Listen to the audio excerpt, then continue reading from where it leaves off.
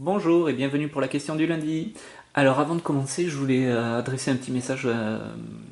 Tout simplement, je voulais remercier tous les autres participants à la question du pour leur accueil qui a été vraiment très gentil. Ça m'a beaucoup touché, donc voilà, je voulais vraiment tous vous remercier. Et c'est vraiment un plaisir de vous suivre chaque semaine. Donc voilà, j'espère que cette petite aventure va continuer encore un petit peu et voilà, au plaisir de découvrir et d'en apprendre un petit peu plus sur vous et de vous partager un petit peu plus de ma pratique. Donc voilà. Donc on est parti pour une nouvelle semaine, donc une nouvelle question. Alors on va voir qu'est-ce qu'elle nous réserve cette semaine.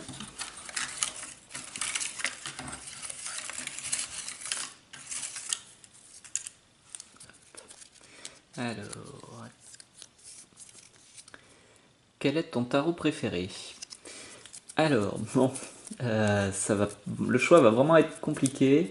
Mais je reviens tout de suite, je vais choisir ça. Alors voilà, donc j'ai choisi, j'ai vraiment eu du mal à choisir, je dois vous avouer. Euh, mais bon, voilà, j'en ai sélectionné trois, comme dans la question il était précisé qu'on pouvait en choisir maximum trois. Donc voilà, je me voyais vraiment pas en choisir qu'un seul, donc j'ai opté pour les trois, mes trois préférés, donc mes trois préférés du moment. Alors le tout premier, c'est le tarot que j'utilise le plus souvent, c'est un rider, le Radiant Rider, que j'utilise pour tout ce qui est consultation pour d'autres personnes en fait, hein. Donc voilà, la boîte a plutôt vécu, hein, elle est toute abîmée, j'ai même plus le couvercle là, c'est pour ça que je la trimballe dans une petite pochette. Donc voilà, c'est vraiment ce tarot-là que j'utilise pour des lectures pour les d'autres personnes. Je l'utilise pour moi aussi de temps en temps, mais beaucoup plus rarement. Euh, donc,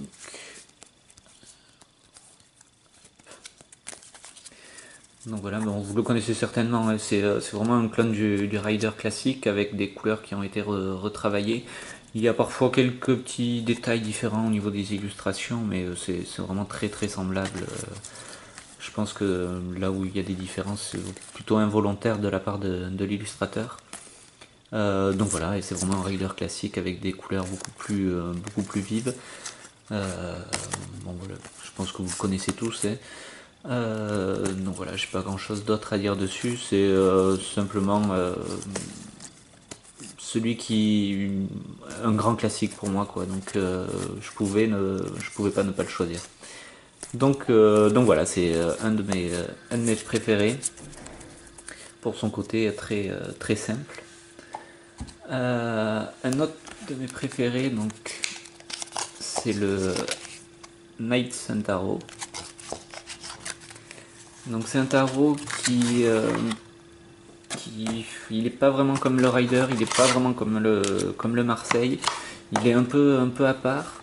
Euh, mais c'est un tarot que j'aime beaucoup, qui est plein de symboliques, qui est très occulte, très ésotérique. Il a beaucoup de symboles très forts. Les illustrations sont, enfin en tout cas moi j'aime beaucoup.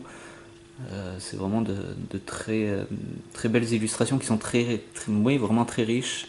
Vous voyez le pendu, par exemple, avec une cage autour de la tête et il a la clé dans la main. C'est une très belle carte. La, la papesse, avec, je sais pas si on le voit bien sur le livre, c'est, je pense, les clavicules de Salomon. Donc voilà, il y a plein de petits symboles. Un œuf dans sa main qu'on retrouve après dans d'autres cartes qui est éclos ou encore intact. Euh, donc voilà, il y a plusieurs phrases en latin qui ont un rapport direct avec la carte. Donc les amoureux. On retrouve ici le personnage qui est dans l'impératrice. Lui, c'est la carte de l'empereur. Et au milieu, c'est la carte du pape. Donc voilà, toujours avec des messages en latin. Donc voilà, la carte de l'impératrice avec un œuf cassé. C'est vraiment un tarot qui est très riche et il demande vraiment une étude approfondie. Je commence tout juste à vraiment le cerner et vraiment je dois dire qu'il me plaît de plus en plus chaque fois que je l'utilise. Donc le fou, le soleil. Pour chaque carte, il y a le symbole d'une planète ou d'un élément, une lettre hébraïque et donc le nom de la carte avec le numéro. Donc l'ermite.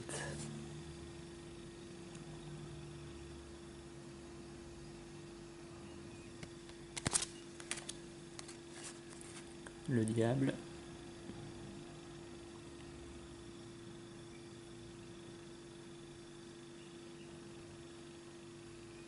C'est vraiment des illustrations très fortes. Le monde avec Kali.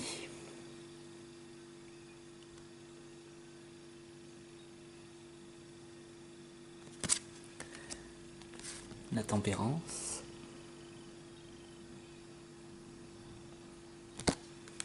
Il est un peu sombre, enfin un peu... oui, je comprends qu'il puisse rebuter certaines personnes, mais enfin, il est très riche. Là, c'est dans le seul tarot où je vois la représentation de la mort qui est enceinte. Et donc forcément c'est riche en... c'est très riche en symbolique.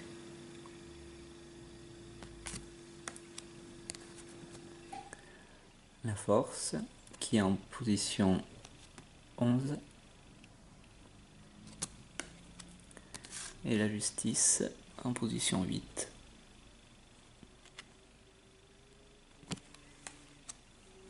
Donc l'empereur, qu'on retrouvait tout à l'heure dans la carte des amoureux.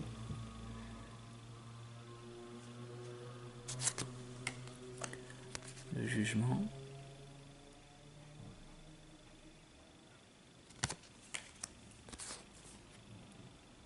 La lune.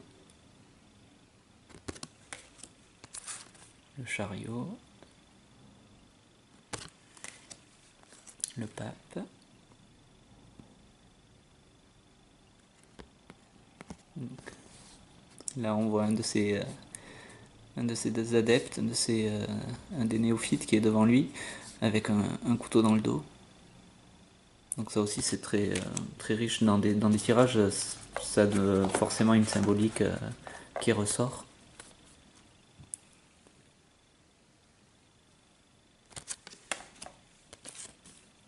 Le magicien.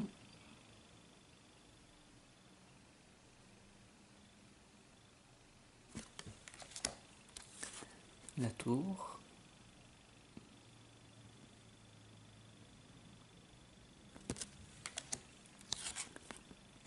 La roue de fortune.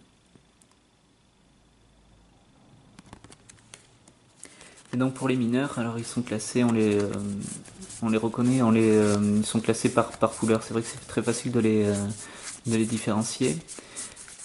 Et donc là, bon, ils sont un peu dans le désordre. Ouais, voilà, les derniers sont classés. Donc voilà, et alors ils sont pas totalement illustrés comme on peut voir dans un rider. Ils n'ont pas tout à fait les mêmes symboliques. Le 5 d'épée par exemple.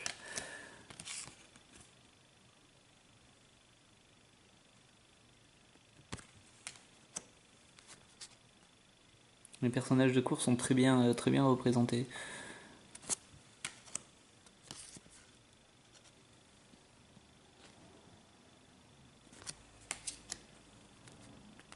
Donc bon voilà, je vais passer un petit peu plus vite.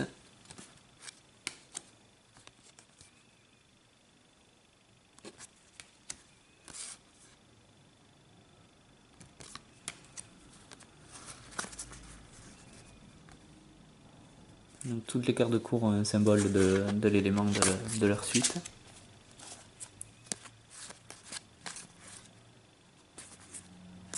Voilà, ça c'est les cartes des deniers.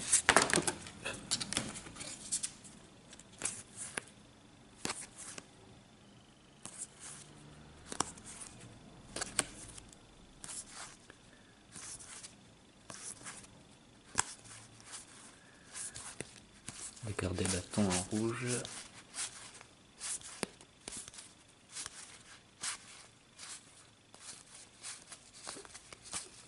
vous ferai peut-être une review dessus si jamais ça vous intéresse, pour approfondir un petit peu plus. Mais donc voilà. Donc voilà, c'est un de mes tarots préférés que j'utilise. Celui-là rarement pour les autres, c'est toujours pour des tirages plus personnels. Donc voilà, c'est un de mes petits préférés du moment, qui demande encore beaucoup de travail pour vraiment bien le cerner, mais il est vraiment chouette. Donc voilà pour celui-là. Et alors le dernier, c'est le très célèbre Anakataro.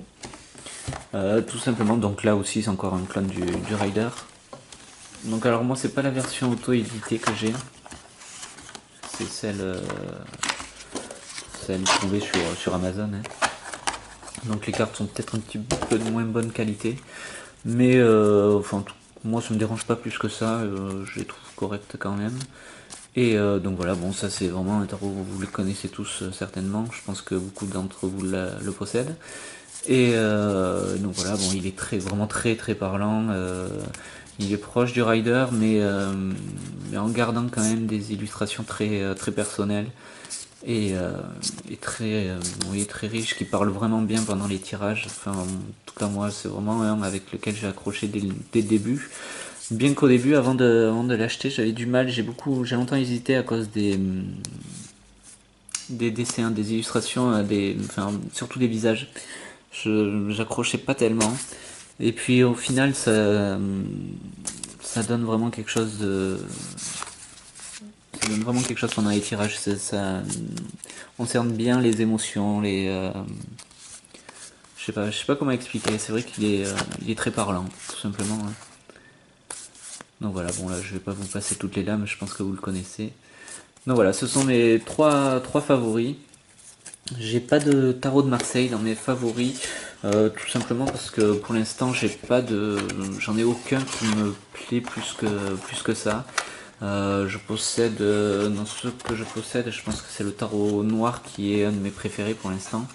Mais voilà, après j'en découvre beaucoup grâce à vos vidéos, à certains d'autres participants de la question du qui ont partagé des vidéos sur des tarots de Marseille qui sont vraiment très sympas et qui commencent à m'interpeller un petit peu plus qu'avant.